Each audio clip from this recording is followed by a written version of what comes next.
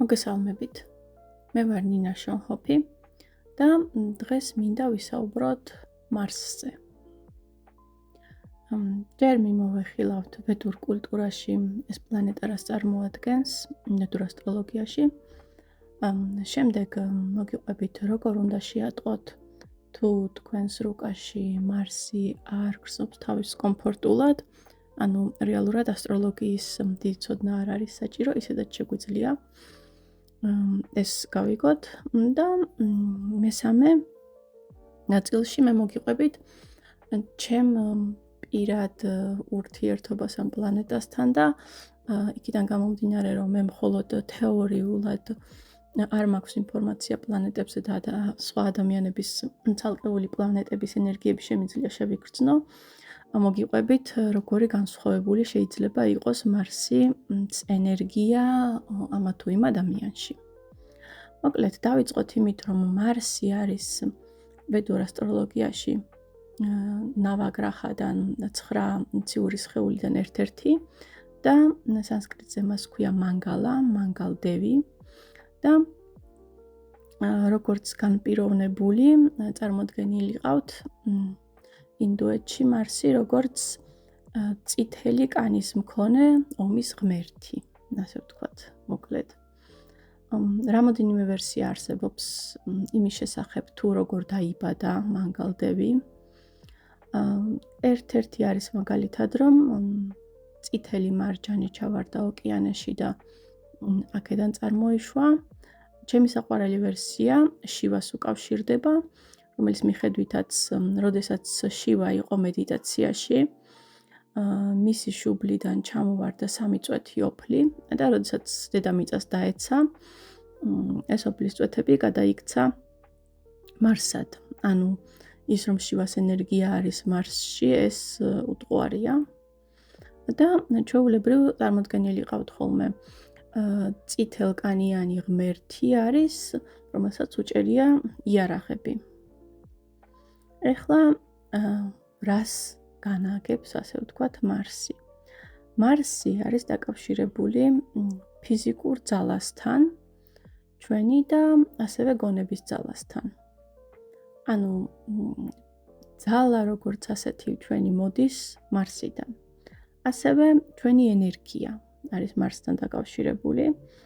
ადამიანებს ძალიან განსხვავებულად აქვთ ეს ენერგიის წყარო, ენერგიის შეგრძნება საკუთარ თავში და ეს განპირობებულია იმით, რომ სხვადასხვანაირი მარსი გვყავს ყველას.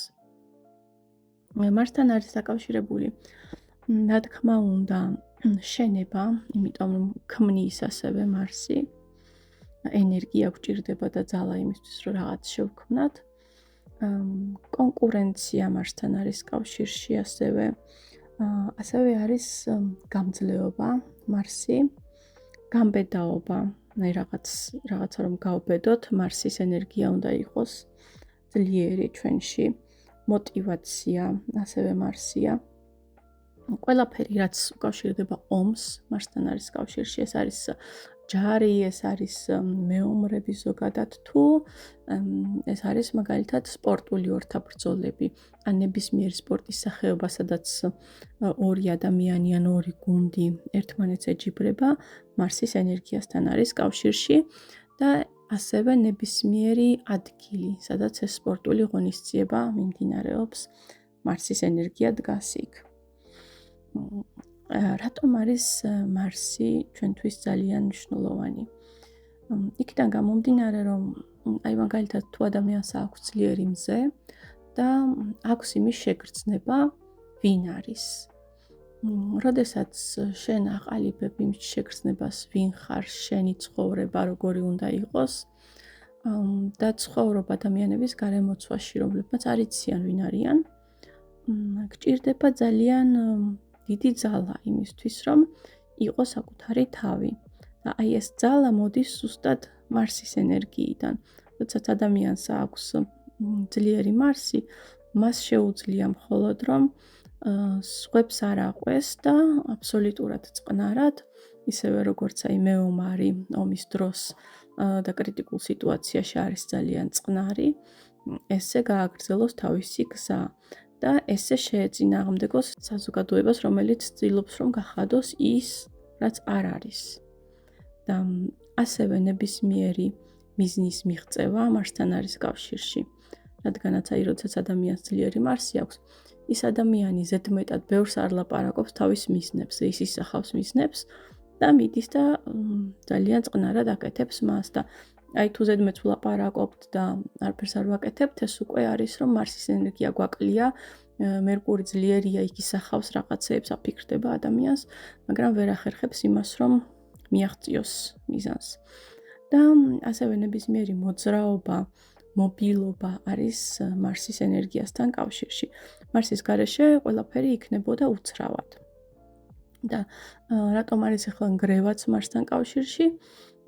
იქიდან გამომდინარე, რომ ეს შივას ენერგიაზეა ასევე დაფუძნებული მარსი, იმისათვის, რომ რაღაცა ახალი შექმნა და ააშენო, ხშირად არის საჭირო ამისთვის, რომ რაღაცა დავანგრიოთ. და ზუსტად ეს ნგრევის ენერგიაც, ამიტომ უკავშირდება მარსს, რომ რაღაცა სწორი რომ ააშენო, ზოგჯერ ხანდახან უნდა დაანგრიო რაღაცა არასწორი, რაც იქამდე ააშენე. ასევე მარსთან არის კავშირში აგრესიაც, რისხვაც, ბრაზი. ეს ყველაფერი არის, როდესაც მარსის ენერგია არის დისბალანსში და არ არის მიმართული სწორედ ეს ენერგია, არ იცის ადამიანმა რა უნდა ააშენოს და დესტრუქციაზე იყენებს მარსის ენერგიას. ეს არის ზოგადად, ასე ვთქვათ, მარს რაც უკავშირდება. ეხლა იმასთან დაკავშირებით ვისაუბროთ, როგორ უნდა შევატყოთ, რომ ჩვენი მარსი, ან ვიღაცის მარსი არ მუშაობს სწორედ, ანუ მარსის ენერგია აქვს ადამიანს დასამუშავებელი. მე დაგისახელებთ 10 შემთხვევას, როდესაც შეგიძლიათ შეატყოთ, რომ თქვენი მარსი ან ვიღაცის მარსი არის დისბალანსში, მიუხედავად იმისა, იცით თუ არა ასტროლოგიაში როგორ გამოიყურება მისი რუკა. და ამის და მიუხედავად, რომ შეიძლება რუკაში მარსი კარგ პოზიციაში იყოს, არ არის მოცემულობა, რომ ადამიანი თან ამ ენერგიას სწორედ იყენებს. შეიძლება მაინც არასწორად იყენებდეს, იმიტომ რომ მაგალითად მზე ქონდეს სუსტი და თავისი ძლიერი მარსით ცდილობდეს დააკომპენსიროს. ესე იგი, 10 შემთხვევა, როდესაც მარსის ენერგია ვლინდება არასწორად და დაზიანებულია. პირველი ეს არის, როდესაც ადამიანი საზღვრებს ვერ იცავს. ანუ თუ მარსი არ არის ჯანსაღი, ადამიანი ვერც საკუთარ საზღვრებს ვერ იცავს და თვითონაც აძლევს თავისუფლებას, რომ სხვის საზღვრებში შეიჭრას. და რაღაცა ხელოვნურად უწევს ამ ყველაფრის. ანუ ბუნებრივი შეგრძნება არ აქვს საზღვრების, ან ბუნებრივად არ არის საზღვრები აღმართული ისე როგორც უნდა იყოს მისთვის. და აქედან გამომდინარე, სულ უწევს რაღაცნაირად აგრესიით, ან არასწორი მარსის გამოვლინებით ამ საზღვრების დაყენება. მეორე, ადამიანი ბრაზდება ძალიან ადვილად. იმპულსურად როდესაც ბრაზდება ადამიანი, ეს ნიშნავს, რომ მარსის ენერგია არის დისბალანსში და უბრალოდ ეს ენერგია სწორედ არ იხარჯება და უბრალოდ რაღაც პატარა მიზეზი უნდა რომ აფეთქდეს. ესეც არის იმის ნიშანი, თუ ადვილად ბრაზდებით, რომ მარსის ენერგია დასარეგულირებელი. მესამე, ადამიანს ახასიათებს იმპულსური გადაწყვეტილება.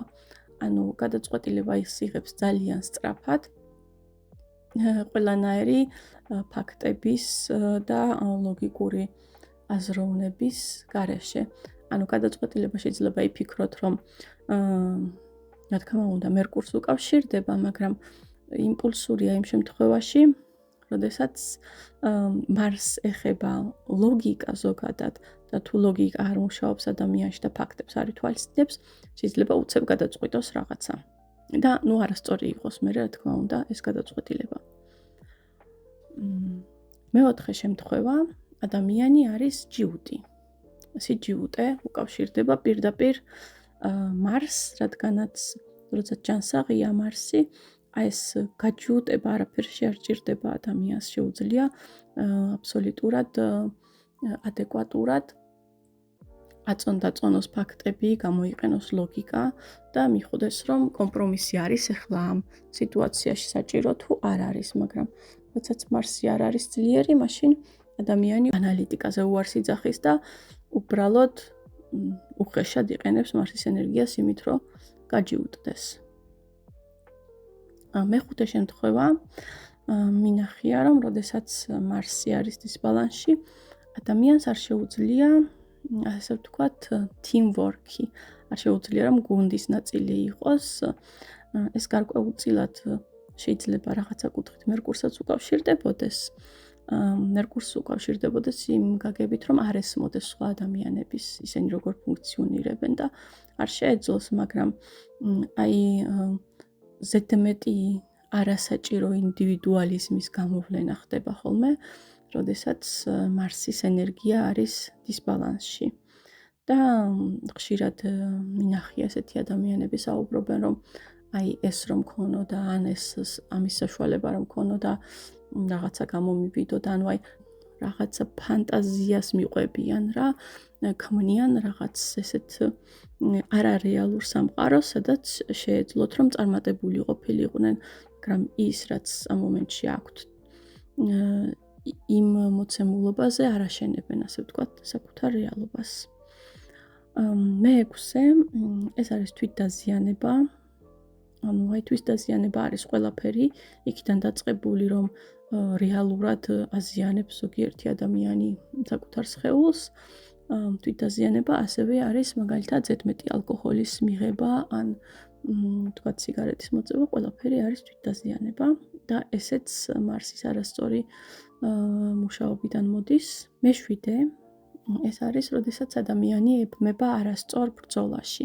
სიტუაციას არასწორად აფასებს და ვერ ხვდება, რომელ ბრძოლაში უნდა ჩაერთოს. მარსი არის მეომარი, მაგრამ თუ არ არის ჰარმონიული მარსის ენერგია, შეიძლება უბრალოდ ყველგან გონია, რომ საჭიროა ბრძოლა, მაშინ, როდესაც ბევრად უფრო კარგ შედეგს მიიღებს, თუ ბრძოლაში არ ჩაერთვება და რაღაცას დათმობს. მერვე არის ლოგიკისარმუშაობა, ანუ აი კონკრეტულად ლოგიკა, სტრატეგიული მიზნების დასახვა, ეს ყველაფერი არის მარსთან დაკავშირებული. და ადამიანს არ აქვს ლოგიკა, არ ითვალისწინებს ფაქტებს. მეცხრე არის ეჭვიანობა. ანუ ეჭვიანობა რა არის ახლა? ეჭვიანობა მხოლოდ იმ შემთხვევაშია, როდესაც ადამიანს არ აქვს საკუთარი თავის იმედი, რომ რაღაცა საკუთარს დაიცავს, ასე ვთქვათ. და სუგონია, რომ რაღაცა რაც მას ეკუთვნის, შეიძლება წაართვან. და ეს არის ზუსტად სუსტი მარსიდან გამომდინარე. და მეათე გამოვლენა, რომ მარსი არ არის ჰარმონიაში, ეს არის ნარცისიზმი. ხშირად მინახია, რომ მარსის ენერგია როცა არ მუშაობს სწორად, ადამიანი შეიძლება იყოს ნარცისი. რა თქმა უნდა, თუ ამოვიცნობთ, რომ მარსის ენერგია არასწორად მუშაობს, ეს არის უკვე პირველი წინ გადადგმული ნაბიჯი იმისთვის, რომ ეს ენერგია დავამუშაოთ და აი ეს დესტრუქციული თემები, რაშიც ვლინდება ენერგია, უბრალოდ იკარგება ჩვენი ენერგია ამაში. ანუ პირიქით იმის მაგივრად, რომ ხელი შეგვიწყოს ცხოვრებაში, რომ წინ წავიდეთ, ხელი შეგვიწყოს, რომ მიზნებს მივაღწიოთ, თითქოს არასწორ კალაპოტში მიდის. და აი ამ თემებს როდესაც მოვაგვარებთ, ბუნებრივად ვიგრძნობთ, რომ გაიზარდა ჩვენში ენერგიულობა, გაიზარდა მიზნის მიღწევის, ასე ვთქვათ, შესაძლებლობა. იქიდან გამომდინარე, რომ იქ სადაც იპარება ტყუილად ენერგია და იღურება, ასე ვთქვათ, იმას მოვაგვარებთ და მერე სწორედ წავა მარსის ენერგია. ასევე მინდა გითხრათ, რომ პრაქტიკულად ეს ყველაფერი თეორიული იყო აქამდე რაც გითხარით, მაგრამ პრაქტიკულად მარსის ენერგია არის ჩვენში ძალიან განსხვავებული. და მოდის იქიდან, რომ ადამიანებს გვაქვს გამოვლილი ბევრი ინკარნაცია. და ის თუ როგორ მუშაობ და ჩვენი ცნობიერება იმ მომენტში მოცემულ ინკარნაციაში იმ სხეულის თავისებურებები თუნდაც რაც გვქონდა, ყველაფერი ახდენს შემდეგ გავლენას შემდეგ ინკარნაციაზე. აი მაგალითისთვის ზოგში ეს მარსის ენერგია არის აი სუფთა მეომრის ენერგია, ესეთი უხეში და ზოგ ადამიანში არის ძალიან ნატიფი. იქიდან გამომდინარე, რომ ვიღაცას აქვს აი წამოღებული რომელიღაცა ცხოვრებიდან ეს ბრძოლის გამოცდილება და სჭირდებოდა ესეთი უხეში მარსის ენერგიაზე ყოფნა სულ. ამ ცხოვრება შეიძლება ჩვეულებრივ ცხოვრებას ცხოვრობს, მაგრამ აი ეს მეომრის შეგრძნება შინაგანად და ესეთი სიძლიერე წამოღებული აქვს. ზოგს კი აქვს წამოღებული ეს ნატიფი შექმნის ენერგია, რომელშიც არაფერი უხეში საერთოდ არ არის. კიდე ძალიან საინტერესოა ის, რომ ბევრ ადამიანს ჩემი გამოცდილებით და ჩემს გარშემო დაკვირვებით აქვს ასევე ცხოველის ინკარნაციები და როდესაც ადამიანს ჰქონდა ცხოველის ინკარნაცია, ცხოველებში მარსის ენერგია ცოტა სხვანაირად მუშაობს, ანუ არის უფრო ავტომატური, იქ ქმედება არის ავტომატური და არ ხდება გადაწყვეტილების მიღება. და ესეთი ადამიანები ძალიან ხშირად მოქმედებენ ზედმეტს. ანუ ზედმეტად ბევრ ენერგიას ხარჯავენ და არ იციან აი სად უნდა დაზოგონ ენერგია, სად უნდა გამოიყენონ. იქიდან გამომდინარე, რომ მოქმედება იყო იქ ინსტინქტური, ანუ რაღაცას დაინახავდნენ და აკეთებდნენ, რაც გასაკეთებელი იყო. და ამ ადამიანებს უჭირთ, რომ ზოგიერთ შემთხვევაში გაჩერდნენ და იქ არ იმოქმედონ, სადაც არ არის საჭირო. ასევე ცხოველის ინკარნაციიდან მოდის ხოლმე სხვადასხვა ეს თავისებურებები, როცა ადამიანმა არ იცის როგორც ადამიანმა როგორ უნდა გამოიყენოს მარსის ენერგია. არა მარტო ცხოველის, არამედ ბევრი ადამიანია, რომელსაც ჰქონდა სხვა პლანეტაზე ინკარნაციები. და სხვა პლანეტაზეც, სხვადასხვა პლანეტებზე ძალიან სხვანაირად მუშაობდა ეს ქმედების ენერგია. მაგალითად, მე შემხვედრია ადამიანი, რომელსაც ჰქონდა უცხო პლანეტებზე ინკარნაციის გამოცდილება და მისი მარსი მუშაობდა ისე, რომ თითქოს ზოგავდა ყოველთვის ენერგიას, აი პორცია იყენებდა და ისეთ შეგრძნება ჰქონდა, რომ ენერგია გაუთავდება. არ ვიცი ახლა იმ პლანეტაზე რა ხდებოდა, მაგრამ სავარაუდოდ არ იყო ესე ფლოუში ენერგია, როგორც დედამიწაზე გვაქვს და არ მიეწოდებოდა პირდაპირ, არამედ ხდებოდა რაღაც ენერგიის დაგროვება, მერე დახარჯვა და ეს ცნობიერებამ დაიმახსოვრა ეს იმ ინკარნაციაში და აქაც იგივეს აკეთებდა. ანუ აი ესეთი ფუნდამენტური რაღაცეებია ხოლმე ჩვენში განსხვავებული მარსის ენერგიასთან დაკავშირებით.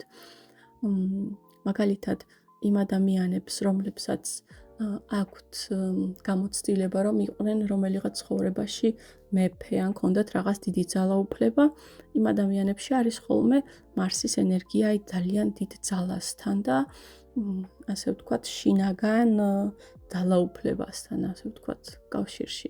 აქედან გამომდინარე არის ესე ძალიან ინდივიდუალური. როგორ გვგრძნობთ მარსს. მინახია ასევე ადამიანში, რომ ცნობიერება იყო ისეთ ინკარნაციაში, როდესაც ძალიან მაღალ თანამდებობაზე იყო და მისი ერთი ბრძანების გაცემით ბევრი რაღაც იცვლებოდა. და ასევე წამოღებული აქვს ამ ცნობიერებას ის, რომ თვითონ რაღაცა პატარა უნდა გააკეთოს, აკეთებს ძალიან პატარას და სამყაროში დიდი რაღაცა იცვლება ამითი. ესე ძალიან საინტერესო მარსის ენერგიის მუშაობის ნიმუშია. ესე იმედია შეგიქმნით წარმოდგენა იმაზე თუ როგორ მუშაობს ჩვენში მარსი და ნებისმიერი რაღაცა შეგვიძლია დავამუშავოთ ჩვენ რუკაში ნებისმიერი პლანეტა. ჩვენ ყველანი ვიბადებით ძალიან იდეალური, ძალიან დიდი სინათლე და იქიდან გამომდინარე, რომ ბევრი ინკარნაციას გავდივართ, ვიწებებთ აი ამ გამოცდილებებს, ანუ ადამიანის ცნობიერება ამ ცხოვრებაში ადამიანია, მაგრამ თუ ქონდა ცხოველის ინკარნაცია, ეხლა ჩვენ ის უნდა გავაკეთოთ, რომ ის რაღაცეები, რაც მივიწებეთ მაშინ როგორც ცხოველის ინკარნაციაში მყოფმა და არაბუნებრივია, ასე ვთქვათ, ეხლა გამოვასწოროთ და იმუშაოს ჩვენმა მარსმა გამართულად და ამ ყველაფრის შეცვლა შეიძლება. ეს იყო სულ რაც მინდოდა მარსზე მეთქვა. დიდი მადლობა და ასევე დაგიბრუნდებით სხვა პლანეტებითაც.